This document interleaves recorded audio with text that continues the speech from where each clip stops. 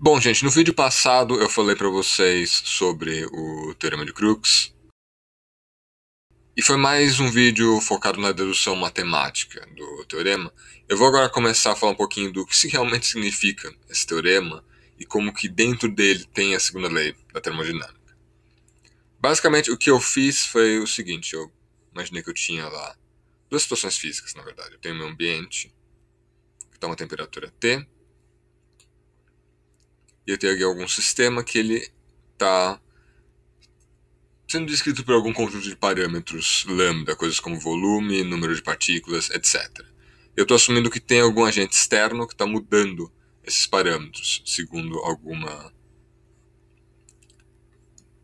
função do tempo, que lambda de t. Então você teria um tempo aqui, tem o t final e o t inicial, e o meu agente está fazendo isso, por exemplo. Tá fazendo isso daqui com o volume do meu sistema, por exemplo.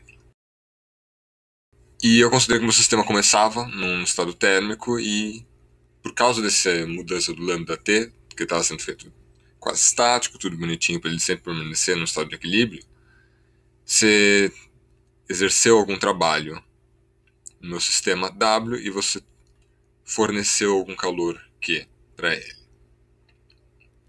Daí eu considerei uma outra situação que eu tinha exatamente o mesmo ambiente, a temperatura T, e eu tenho essencialmente o mesmo sistema, só que agora eu estou com os parâmetros lambda variando de maneira diferente. Essa aqui seria a situação 1 no gráfico, seria a situação 2, que eu estou variando ao contrário no tempo. Então eu estou começando desse ponto aqui, eu estou variando ele ao contrário. Ou seja, é como se eu tivesse feito alguma deformação no meu sistema originalmente, e agora eu estou voltando essa deformação. Essa seria a ideia da situação 2. E o que eu fiz foi que eu acompanhei qual era a sequência de microestados gama pela qual o meu sistema passava à medida que eu estava fazendo essas deformações, e a sequência gama-til de estados que estava sendo feita aqui no meu sistema. Em particular, eu estava interessado em saber como é que comparava a probabilidade dessa trajetória gama com a probabilidade de eu fazer exatamente a mesma trajetória inversa. Ou seja, como se você literalmente estivesse vendo a situação 1 revertida no tempo. Ou seja, você está fazendo uma certa modificação no sistema 1, você está vendo uma certa sequência de microestados. O que eu estou interessado aqui é qual é a probabilidade de eu fazer a transformação inversa e eu ver exatamente a sequência inversa de microestados.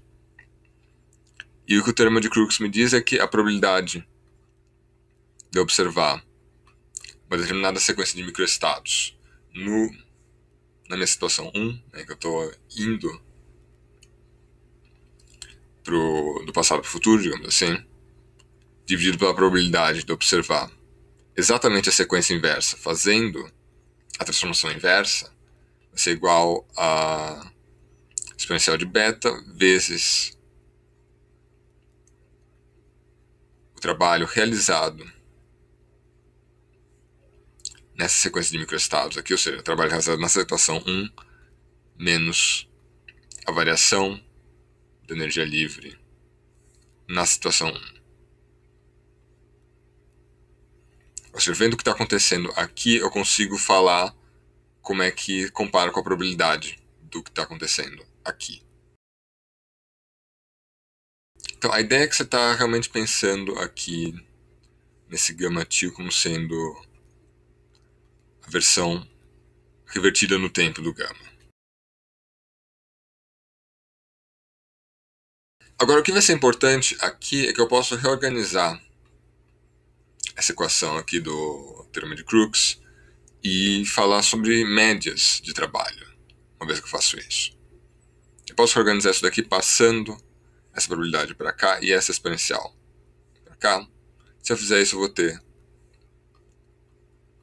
probabilidade da trajetória gama vezes a exponencial de menos beta vezes o trabalho realizado pela trajetória gama menos a variação de energia livre na situação 1 vai ser igual à probabilidade de observar a trajetória inversa na situação revertida no tempo. Essa é uma outra maneira de eu descreveu no Teorema de Crookes.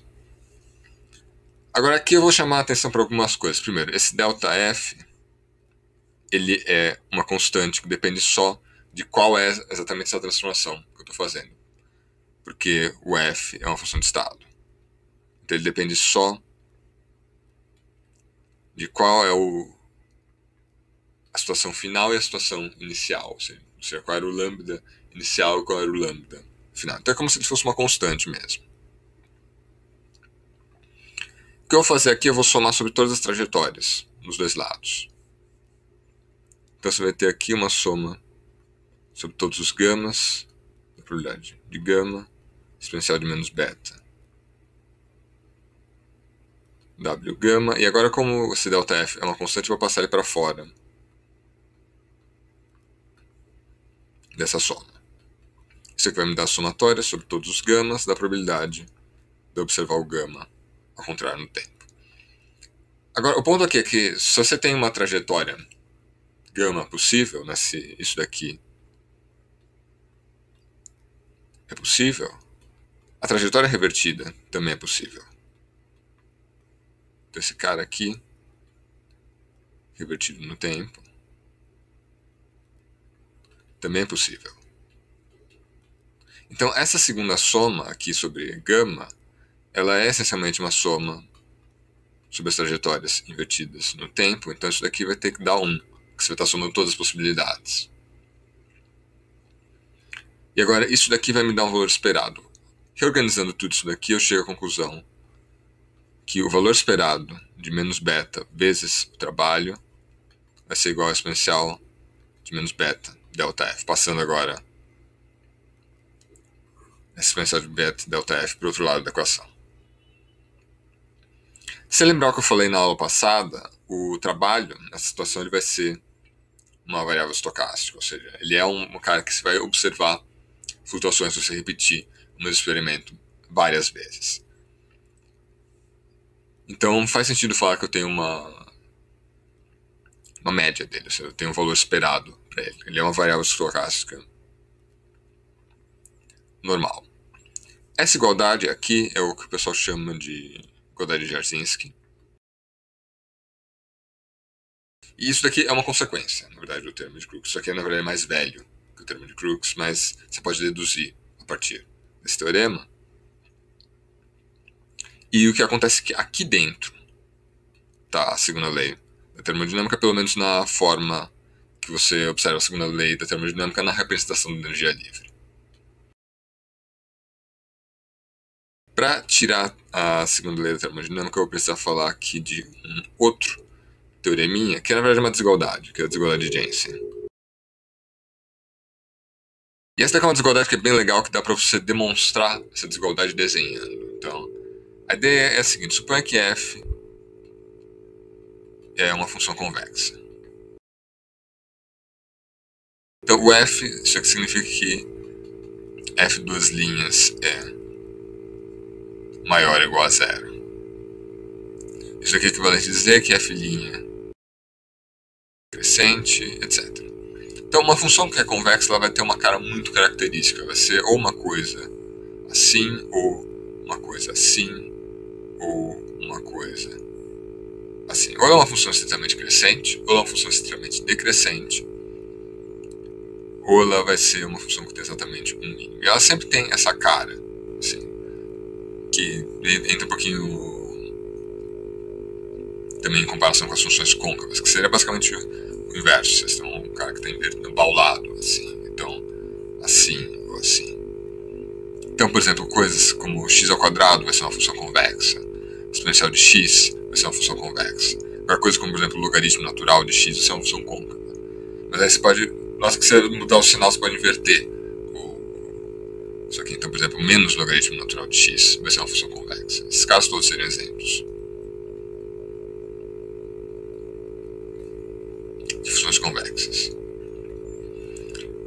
Uma definição que é bastante usada, se você não está falando desse caso diferenciável, é que uma função convexa é uma função que, se você pegar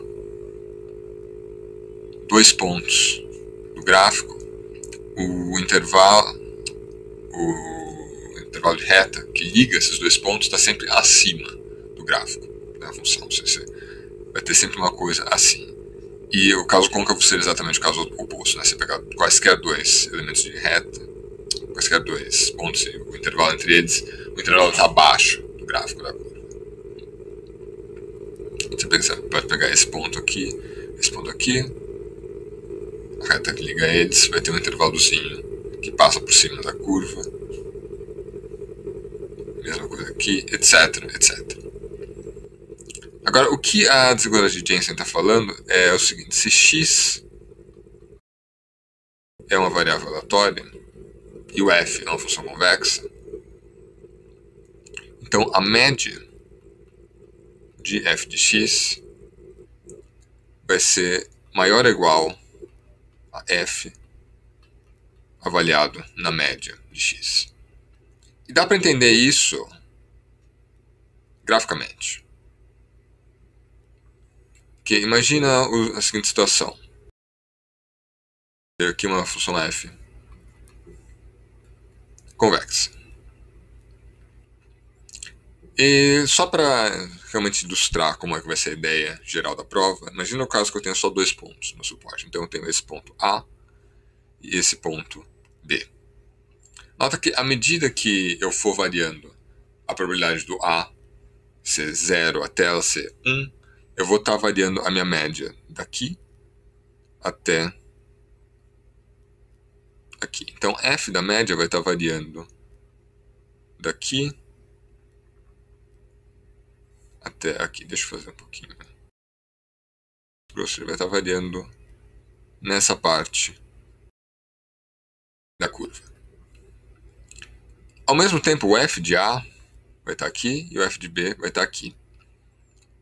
E a média do f vai ser basicamente uma situação que você vai estar variando do f de B, quando a probabilidade do A for 0, e vai estar indo até o f de A, quando a probabilidade do A for 1. Então você vai estar variando exatamente aqui, no intervalo que liga os dois pontos. Então isso daqui é essencialmente a observação que esse intervalo que liga esses dois pontos vai estar sempre acima da função, exatamente pela função ser convexa. Uma prova para o caso geral vocês podem encontrar facilmente na Wikipedia, por exemplo. Só se jogar lá a desigualdade de Jensen. E ela é extremamente simples de entender, a prova para o caso geral. Esse aqui é o caso em que você tem dois pontos no suporte. E é basicamente uma extensão desse raciocínio que eu fiz aqui. Então agora você tem que pensar para um suporte maior. Agora, o que isso daqui vai importar para a gente? Se a gente lembrar lá a igualdade de Jarzynski, que eu tenho lá com exponencial de menos beta vezes o trabalho vai ser igual a exponencial de menos beta vezes a variação da energia livre. O que acontece é que a função f de x igual a exponencial de menos x é convexa. Então, se eu usar a desigualdade de Jensen, eu tenho que a média de f de x é maior ou igual a f da média de x. Ou seja, a média exponencial de menos x é maior ou igual a exponencial de menos a média de x. Isso daqui vale para qualquer variável aleatória. Então, se eu fizer a minha variável aleatória ser igual a beta vezes o trabalho, então a gente chega à conclusão que exponencial de menos beta delta f vai ser igual ao valor esperado do exponencial de menos beta w, que vai ser maior ou igual a exponencial de menos beta vezes a média de w. E agora, como a função exponencial é uma função constante, o logaritmo, que vai ser o inverso dela, também é uma função constante, eu posso aplicar o logaritmo dos dois lados e isso não altera o sinal dessa desigualdade. Então, isso daqui vai me implicar que menos beta delta f é maior ou igual a menos beta vezes a média de w. E agora, dividindo por beta dos dois lados, aqui numa situação que o beta seja positivo, isso aqui também, de novo, não vai mudar o sinal de desigualdade aqui. E agora eu troco os dois lados, eu chego à conclusão que a média de w é maior ou igual a delta f. Lembrando aqui, a segunda lei da termodinâmica na representação da energia livre é que W é maior ou igual a ΔF, ou seja, o trabalho que eu estou executando no meu sistema é sempre maior ou igual à variação de energia livre, ou seja, se eu executar trabalho no meu sistema não aumenta a... digamos assim, se eu executar trabalho no meu sistema e depois voltar para ele, eu não vou obter mais trabalho do que eu tinha antes, eu não consigo extrair trabalho do meu sistema simplesmente de graça, sem fornecer, sem dissipar energia, esse tipo de coisa, que é o que estaria fazendo se você estivesse violando isso daqui. Então, essa daqui é a segunda lei na representação da energia livre de Helmholtz. Para a gente chegar na versão mais famosa da segunda lei, que é aquela que a entropia do universo sempre aumenta, a gente precisa agora ir da representação da energia livre para a representação da entropia. E a gente faz isso da seguinte maneira. Eu sei que tanto U, F e S são funções de estado, e como eu estou escrevendo a minha equação lá, W maior ou igual a ΔF na representação da energia livre, eu sei que a temperatura é uma constante. Então esse ΔF, lembrando que o F é U menos TS, vai ser igual a ΔU menos T ΔS. Agora aqui o próximo passo é usar a primeira lei da termodinâmica, né? Que ΔU vai ser igual ao trabalho fornecido para o sistema mais o calor fornecido para o sistema. Então isso daqui vai ser igual a W mais Q menos T ΔS. Então agora aqui eu removo o trabalho dos dois lados, eu chego à conclusão que T ΔS seria maior ou igual a Q, que é a mesma coisa que dizer que ΔS é maior ou igual a Q sobre T. Essa aqui seria a segunda lei na representação da entropia. Aqui eu fiz sem mexer com médias, vamos ver como é que ficaria mexendo com o valor esperado. Eu cheguei à conclusão, lá pela Golari Jarzynski, que a média do trabalho fornecido tem que ser maior ou igual à variação da energia livre. Isso aqui vai ser igual a ΔU menos T ΔS. E agora aqui o ΔU ele vai estar sempre em termos do trabalho e do calor. Então isso aqui vai ser basicamente a média de W mais Q menos T ΔS, usando as propriedades de valor esperado. Isso aqui é a média de W mais a média do calor. Lembrando que o calor também é uma variável aleatória, que a gente viu na aula passada. E agora passando para o outro lado eu tenho que T ΔS é maior ou igual à média de Q, ou seja, ΔS é maior ou igual à média de Q sobre T. Agora, o ponto aqui menos Q sobre T, nesse problema, seria a variação de entropia do ambiente. Ou seja, quanto calor o ambiente está sendo transferido do sistema para o ambiente, que é menos Q, dividido pela temperatura do ambiente, vai ser igual à variação de entropia do ambiente. E lembrando que isso aqui é a variação de entropia do sistema. Estou sempre pensando nas funções de estado do sistema. Então, jogando isso aqui para um lado e para o outro, eu tenho aqui a variação de entropia do sistema mais a média da variação de entropia do ambiente, tem que ser maior ou igual a zero. Então, a variação de entropia, que seria a variação de entropia do universo, que seria o quanto mudou a entropia no sistema mais quanto mudou a entropia no ambiente, vai me dar ΔS versus maior ou igual a zero. Uma coisa que é interessante aqui é que isso daqui é uma coisa que eu estou valendo em média. Ou seja, a gente viu que eu poderia ter uma violação disso daqui para um W de uma determinada trajetória. Só que a ideia é que essas violações da segunda lei, elas são exponencialmente suprimidas. Na verdade, você consegue chegar com um pouquinho mais de trabalho, fazendo um raciocínio diferente, chegar numa versão diferente no mesmo espírito do teorema de Crookes, que é basicamente o seguinte: a probabilidade de observar uma variação de entropia igual a sigma, dividido pela probabilidade de observar uma variação de entropia igual a menos sigma, vai ser igual a exponencial de sigma. E aqui você teria que ter uma constante para deixar isso aqui dimensional, você teria que dividir pela constante de Boltzmann, sim. Que aqui normalmente você já escreve essas equações em unidades naturais, que a constante de Boltzmann é 1, então você tem que ficar sempre se lembrando onde é que reintroduz a constante de Boltzmann. Então você tem exatamente a mesma ideia lá que você tinha lá com o teorema de Crookes. Esse aqui é o pessoal chama de teorema de flutuação, esse daqui. Ou seja, é exponencialmente mais provável você observar a segunda lei ser satisfeita do que você observar ela ser violada. De maneira que, em média, a entropia vai estar sempre aumentando no seu sistema.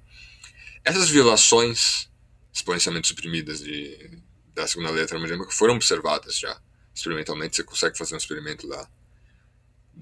Tem que ser sempre um sistema microscópico para essa exponencial não ser muito, muito suprimida, que aí você realmente não vai observar nada no sistema macroscópico, mas você consegue observar essas violações da segunda lei. Na verdade, você consegue observar essa relação aqui, do teorema de flutuação, experimentalmente, e isso aqui também vai implicar nessa segunda lei. Você consegue fazer um raciocínio parecido para chegar de uma versão da igualdade de Jarzynski, você aplica a Jensen, você chega de novo na segunda lei da termodinâmica. Então, essa é uma coisa que é bastante peculiar sobre a segunda lei, que ela é uma lei que ela é puramente estatística, ou seja, é uma lei que, na verdade, ela está funcionando em média. Você observa ela como uma verdade universal, no caso macroscópico, exatamente porque as flutuações são muito pequenas, e aí todas as variáveis aleatórias elas são essencialmente as médias delas. Então isso aqui meio que resolve um pouquinho, né, aquele paradoxo lá da certa tempo que você só estaria vendo a entropia crescer. Não, você pode ver a entropia diminuir. O ponto é que é exponencialmente menos provável você observar, de maneira que você ainda tem uma assimetria quando você olha no nível das médias.